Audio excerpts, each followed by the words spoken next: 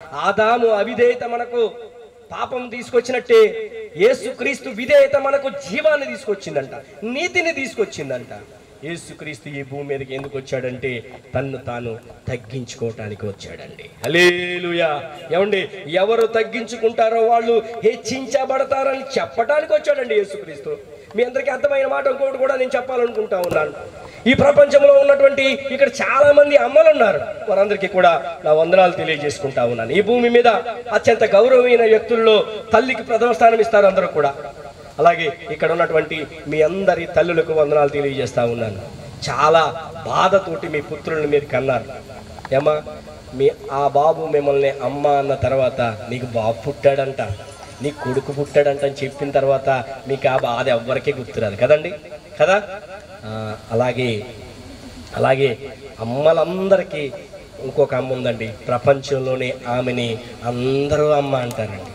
ఎవరంటే ఈ లోకంలో ఉన్నటువంటి వారు కొందరు మనకి అత్తలు ఉండొచ్చు, మేనత్తలు ఉండొచ్చు, కానీ ఈ ప్రపంచానంతటికీ ఒక అమ్మ ఉందండి. ఆమె ఎవరంటే మదర్ తెరీసా. హల్లెలూయా.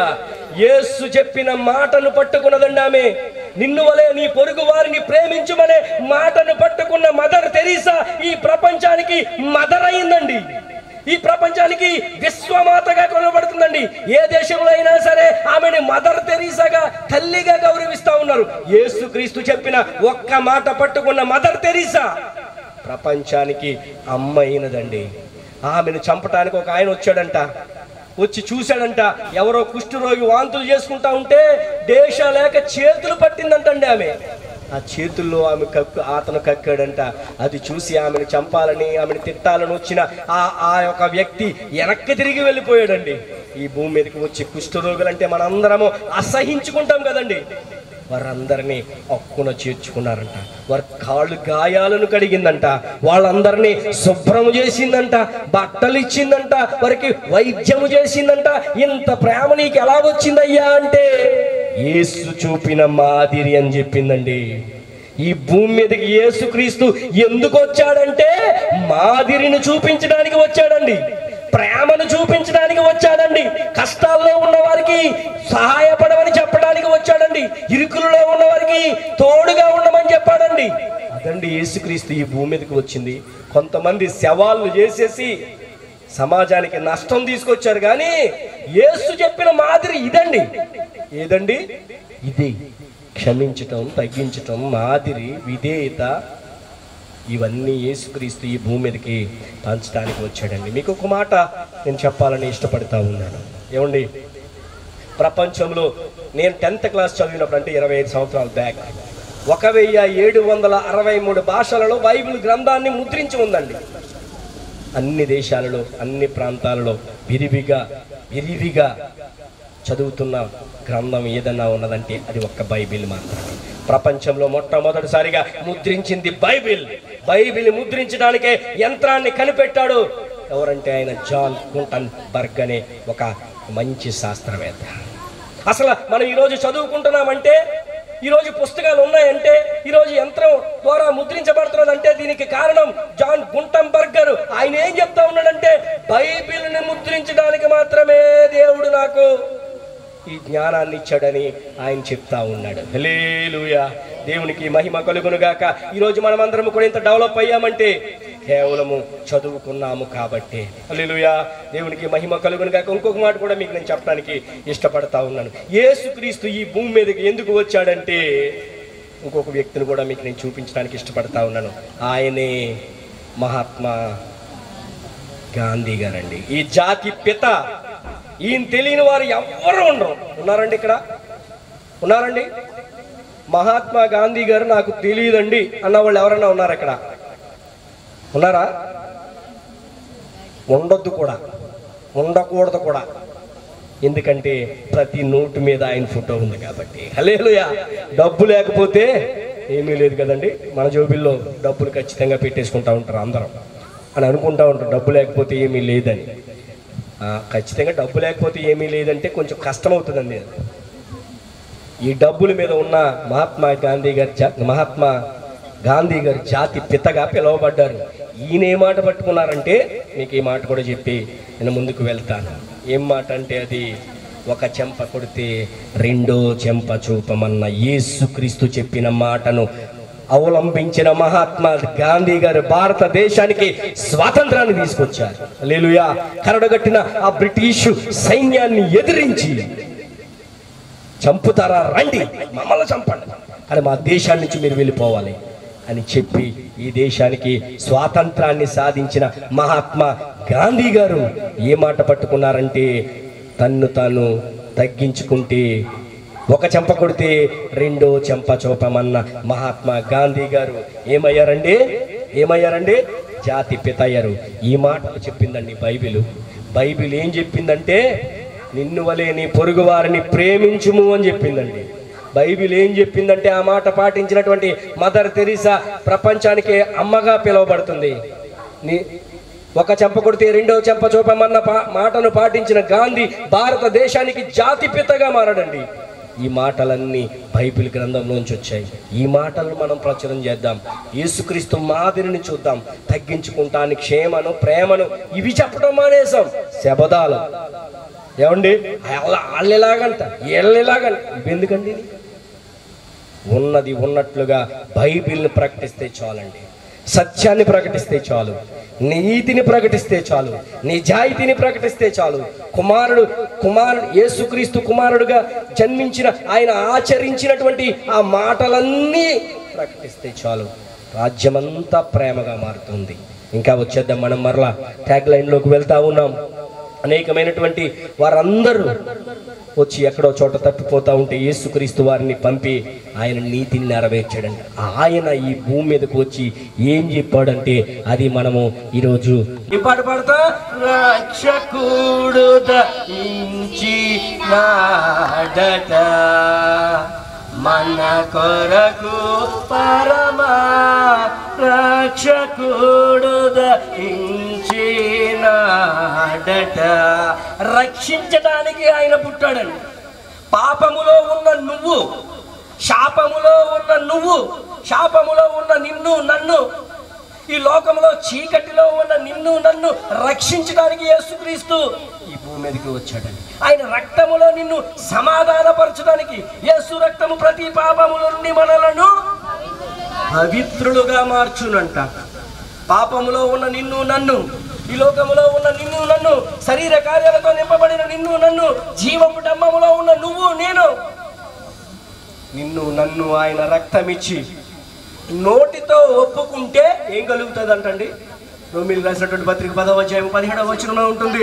నోటితో ఒప్పుకుంటే రక్షణ కలుగుతా ఉందంటండి. ఎవరైనా ఇబ్బందుల్లో ఉన్నారా? ఎవరైనా శోధనలో ఉన్నారా? దేవా దేవుడు అంట, ప్రభువా నువ్వు రక్షకుడు అంట, ఆయన నువ్వు దేవుడు అంట. ఇదిగో నేను ఇబ్బందుల్లో ఉన్నాను, ఇదిగో నేను ఒత్తిడిలో ఉన్నాను, ఇదిగో నేను వేదన పడుతున్నాను, ఇదిగో నేను తొట్టుపాటు పడుతున్నాను, నా కుటుంబాన్ని రక్షించు, నా సమస్యల నుంచి నన్ను బయటకు తీసుకురా. నీ ఎవరైతే నోటితో ఒప్పుకుంటారో నువ్వు నిజ రక్షకుడు అంట. నిన్ను నమ్ముకుంటే స్వస్థత ఉంటదంట, నిన్ను నమ్ముకుంటే పాపాలు క్షమించబడతాయంట. అని ఎవరైతే నోటితో ఒప్పుకుంటారో వాళ్ళకి రక్షణ కలుగుతా ఉందండి. అందుకనే ఒప్పుకుందాం, యేసు నా రక్షకుడు అని. నువ్వు నా కోసం వచ్చావంట, నువ్వు తగ్గించుకున్నావంట, నువ్వు చనిపోయావంట, తిరిగి 3వ దినాన లేచావంట అని ఎవరైతే నోటితో ఒప్పుకుంటారో వాళ్ళందరూ కూడా రక్షించబడతారంట. యేసు మనందరి కోసము ఈ భూమి మీదకి వచ్చి 33.5 సంవత్సరాలు ఆయన ప్రేమను, మాదిరిని, క్షమను చూపించి సిలువ మరణములో ఆయన చనిపోయాడండి. చనిపోయి తిరిగి లేచిన ఏకైక వ్యక్తి ఎవరైనా ఉన్నారంటే అది ఒక్క యేసుక్రీస్తు మాత్రమే. హల్లెలూయా, హల్లెలూయా. మరణము గెలచిన జయ యేసు, మరణము ఓడెను, yes మరణము గెలచిన జయ యేసు, మరణము ఓడెను జయ యేసు, బండను గెలచిన జయ యేసు, బండయు ఓడెను జయ యేసు, జయ జయ యేసు, జయ యేసు, జయ జయ క్రీస్తు, జయ క్రీస్తు. అందరి సమాధుల్లో ఎముకలు ఉన్నాయి, కానీ యేసు సమాధులు మాత్రమే ఖాళీగా ఉన్నదంటండి. ఈ మాట నేను చెప్తున్న మాట కదండి. ప్రపంచంలో అనేకమైనటువంటి యాత్రికులు యేసును సిలువ వేసిన ఆ గొల్గొతాలో ఉన్న ఆ సమాధి దగ్గరికి వెళ్ళి చూసి చెప్తా ఉన్నారు, ఆయన ఇక్కడ లేడు. హల్లెలూయా, హి ఈస్ నాట్ హియర్. ఆయన ఇక్కడ లేడంటండి. యేసుక్రీస్తు చనిపోయి తిరిగి లేచిన వ్యక్తి అండి. ఒకే ఒక్క వ్యక్తి ఈ భూమి మీద. ఇది ఒక ప్రాంతం వ్యక్తో, ఇది ఒక ఏరియాలో అన్నబడుతున్న మాట కాదండి. ప్రపంచంలో అనేకులు పరిశోధనలు చేసి అనేకులు నమ్ముతున్న మాట. హల్లెలూయా. అందుకని ఆయన్ని ఒప్పుకుంటే, ఆయన నీ కోసం వచ్చాడని, ఆయన నీ కోసం చనిపోయాడని, ఆయన తిరిగి లేచాడని ఎవరైతే ఒప్పుకుంటారో వాళ్ళు రక్షించబడతారంట. చీకట్లో ఉన్నవారు, ఇబ్బందుల్లో ఉన్నవారు ఇప్పుడే ఆయన స్వరక్షకుడని, ఆయన విమోచించేవాడని, ఆయన నామములో స్వస్థత ఉన్నదని నోటితో ఒప్పుకుంటే రక్షణ కలుగుతా ఉందంట. యేసు నామములో ఏంటయ్యా గొప్పతనం అంటే, యేసయ్య నామములో స్వస్థత ఉన్నదయ్యా, శ్రీ యేసయ్య నామములో రక్షణ ఉన్నదయ్యా. నమ్మితే చాలు నీవు పొందుకుంటావు శక్తిని, నమ్మితే చాలు నీవు పొందుకుంటావు రక్షణే. యేసయ్య నామములో స్వస్థత ఉన్నదంట, శ్రీ యేసయ్య నామములో. ఆయన నామాన్ని నువ్వు ఒప్పుకుంటే ఇప్పుడే నువ్వు రక్షించబడతావు. ఇరుకుల్లో ఉన్న ఇబ్బందుల్లో దేవుడు నిన్ను స్వరక్షతనిచ్చి కొన్నాడండి.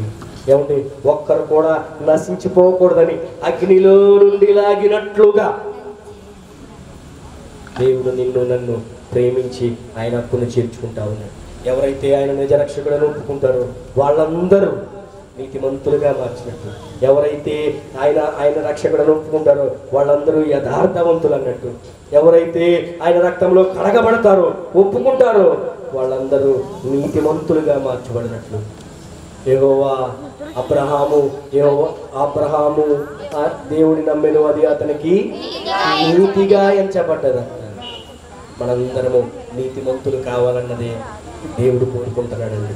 నిన్ను నన్ను మంచి వారంగా పిలవబడాలనుకుంటున్నాడు. ధన్యులుగా ఉండమంటున్నాడండి. ఏమండి, ధన్యుడిగా ఉండాలని ఆయన కోరుకుంటా ఉన్నాడు. బైబిల్ గ్రంథం సెలవిస్తా ఉంది, దీవారాత్రములు దానిని ధ్యానించువాడు, ఈ ప్రవచన వాక్యములను కైకొనువాడు ధన్యుడంట. అందుకనే ఈ బైబిల్ వచనాలను చదువుదాం, దాన్ని కైకొందాం, పాటిద్దాం. యెహోవా ధర్మశాస్త్రమునందు దీవారాత్రములు దానిని ధ్యానించే ధన్యుడంటుందండి. మంచివాడు అనిపించుకుందాం, సహనాన్ని కలిగి ఉందాం, అబద్ధమాడకుండా ఉందాం, పొరుగువానిది ఏదియో ఆశించకుండా ఉందాం, వ్యభిచార మనసును విడిచిపెడదాం, లంచము తీసుకునే దాన్ని విడిచిపెడదాం. లంచమును అసహించుకునేవాడు బ్రతుకును అని బైబిల్ గ్రంథం సెలవిస్తూ ఉందండి. ఎవరిని ఏమీ ఆశించకుండా. ఇంకో మాట కూడా నేను చెప్పడానికి ఇష్టపడతా ఉన్నాను. నీవు దీర్ఘాయుష్మంతుడు వగినట్లు నీ తల్లిని నీ తండ్రిని సన్మానించుమని చెప్పిందండి బైబిల్. ఈ బైబిల్లో ఉన్న మాటలండి ఇవన్నీ మనం ఆచరిస్తే దీర్ఘాయుష్మంతుడు అవుతాం.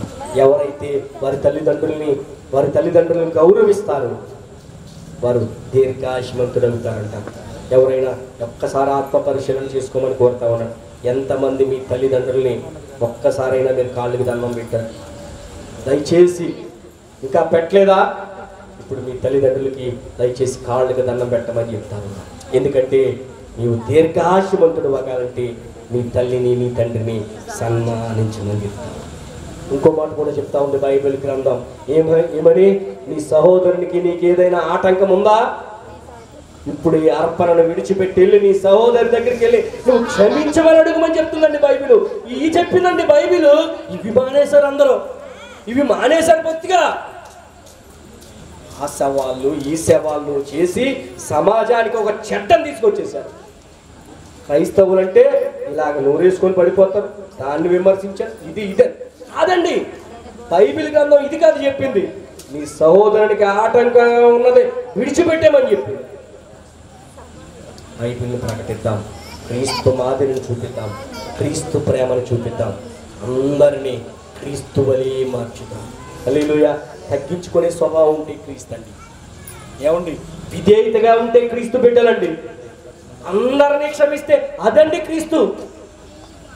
యేసుక్రీస్తు ఈ భూమి మీదకి ఎందుకు వచ్చాడంటే ఇవన్నిటిని ఆచరించమని చెప్పడానికి. ఎవరైతే వీటిని ఆచరిస్తున్నారో వాళ్ళు మాత్రమే ఆయన రాజ్యానికి వెళ్తారండి. ఆదివారం నాడు ప్రార్థనకి వెళ్ళిపోతే వెళ్ళరండి, ఇవన్నిటిని గైకొనాలండి, వీటన్నిటిని ఆచరించాలండి. అప్పుడు నువ్వు దేవుని రాజ్యానికి చేరుకునే ఆస్కారం ఉంది. ఈ లోకంలో రెండు దారులు ఉన్నాయి. కన్క్లూజింగ్లోకి వచ్చేసాను. రెండు మార్గాలు ఉన్నాయి. ఒకటి పరలోకం, రెండు దారులు. ఏ దారి కావాలో రెండు దారులు. ఏ దారి కావాలో మానవా, ఒకటి పరలోకం, ఒకటి పాతాళం. చాలు, రెండు దారులు ఉన్నాయండి. చనిపోయిన తర్వాత మనిషి ఎక్కడికి వెళ్తాడంటే రెండు దారులు. ఒకటి పరలోకం వెళ్తాడు, రెండు పాతాళం. ఎక్కడికి వెళ్తాడు? ఎక్కడికి వెళ్ళారు మన పితరులు? నువ్వెక్కడికి వెళ్తావు? ఒక్కసారి ఆత్మ పరిశీలన చేసుకోమని కోరుతా ఉన్నాను. ఇప్పటి వరకు అయిపోయిందండి. యేసుక్రీస్తు ఎందుకు వచ్చాడో మనం చూసాం. చివరి కన్క్లూజింగ్లోకి, ఒకవేళ మనం చనిపోతే ఎక్కడికి వెళ్తాం? నువ్వు చనిపోతే ఎక్కడికి వెళ్తావు? నరకానిక, స్వర్గానిక? ఎవరిని కష్టపెట్టకుండా, ఎవరికి ఇబ్బంది కలిగించకుండా, అందరితోటి మంచి అనిపించుకొని, అందరినీ మంచిగా ప్రేమించి, అందరినీ గౌరవించి, అందరినీ క్షమించి, అందరికీ తల్లో నాలికలాగా ఉంటూ, అందరికీ సహాయపడుతూ ఉంటే పరలోకానికి వెళ్తావు. అందరితోటి ద్వేషాలతోటి, అందరితో గొడవలతోటి, అందరితోటి కక్షలతోటి ఉంటే పాతాళానికి వెళ్తావు. ఎక్కడికి వెళ్ళాలనుకుంటున్నావు? ఒక్కసారి ఆత్మ పరిశీలన చేసుకోమని కోరుతా ఉన్నాను. నువ్వు ఎక్కడికి వెళ్ళటానికి సిద్ధపడతా ఉన్నావు? ఈ క్షణాన్ని నువ్వు ఏదైనా అయితే పరలోకానికి వెళ్తావా, నరకానికి వెళ్తావా? ఒక్కసారి ఆత్మ పరిశీలన చేసుకుందాం. పరలోకానికి వెళ్ళాలంటే మంచి జీవితాన్ని జీవించాలి.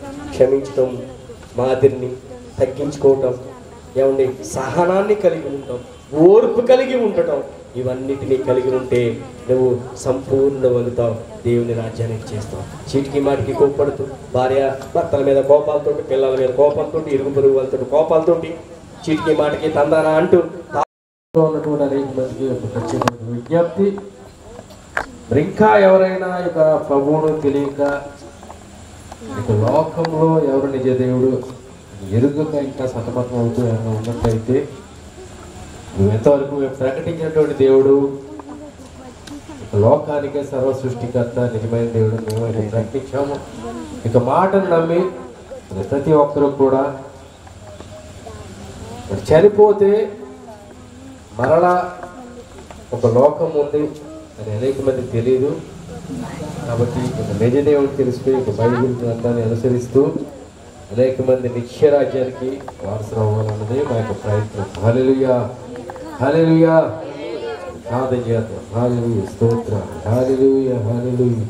స్తుతి స్తోత్రాలు పరిశుద్ధాత్మని నా నేడు నిరంతరం కూడా ఒకటే రీతిగా ఆయన కృప చూపుతున్నటువంటి మా పరమ తండ్రి నామానికి ఎంతగా స్తుతులు స్తోత్రాలు చెల్లించుకుంటున్నాను.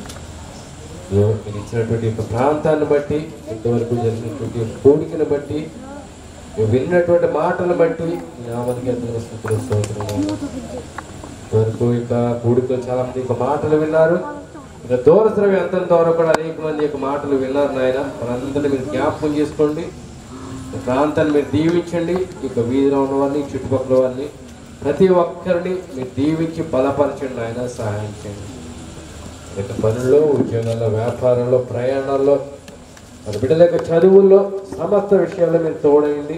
ప్రతి ఒక్కరిని కూడా ఒక మంచి మార్గంలో నడవడానికి అందరి మీరు జ్ఞాపకం చేస్తున్న విధానాన్ని బట్టి ఆయన ఎంతగా స్తోత్రాలు చెల్లించుకున్నాము. నిత్యరాజ్యానికి అందరూ వారసులు అవ్వడానికి అనేక మంది నెమ్మది లేక, శాంతి లేక, సమాధానం లేక, ఎవరిని నమ్మాలో తెలియక సతమతం పోయినటువంటి అనేక మంది ఉన్నారు. మనందరికీ ఇక వాక్యం ద్వారా మీరు ఒక కనువిప్పు కలిగించారు అని నేనైతే నమ్ముతున్నాను. దాన్ని సహాయం చెప్పండి. కొడుకుల పాలన ప్రతి ఒక్కరిని దీవించండి. ఇది ఒక అనుభవించినటువంటి సౌండ్ సిస్టాన్ని బట్టి, లైటింగ్ బట్టి, కొడుకుల పాలన అనేక మందిని బట్టి ప్రార్థన చేసి పాటలు పాడి పాల్గొన్నటువంటి సేవకులు బట్టి అందరిని బట్టి కూడా మీకు నామరికి ఎంతగానో మహిమ కలిగింది. మాకు ఇచ్చినటువంటి ఆర్కెస్ట్రాని బట్టి సహోదరులను బట్టి వీడియోగ్రాఫర్ని బట్టి అందరిని బట్టి ప్రార్థిస్తున్నాం నాయన. రీతిగా మేమందరం కూడా నీ యొక్క రాజ్య సువార్తను లోకమంతా కూడా పంచడానికి తగిన రీతిలో మమ్మల్ని ముందుకు నడిపించి వాడుకొని సహాయం చేయండి. ఉన్నటువంటి సేవకులు మీరు జ్ఞాపకం చేసుకొని మరొక పరిచర్యలను ఆయన మీరు విస్తరింప చేయండి. నమ్మకంగా పనిచేసి అనేక మంది నశించిపోతున్న ఆత్మలను వెదకి వారు పట్టుకునేటటువంటి వారిగా వారు మీరు ఎన్నుకున్నారు. మీకు వందనాలు. మందిరంలో సరిహద్దులు మీరు విశాలపరచండి. మరొక పరిచయంలో మీరు బలంగా వాడబడడానికి చూపని సహాయం చేయండి.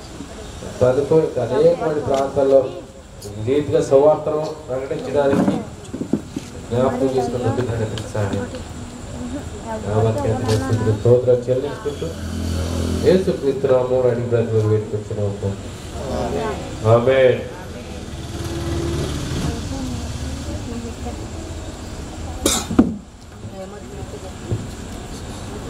Hello Halo,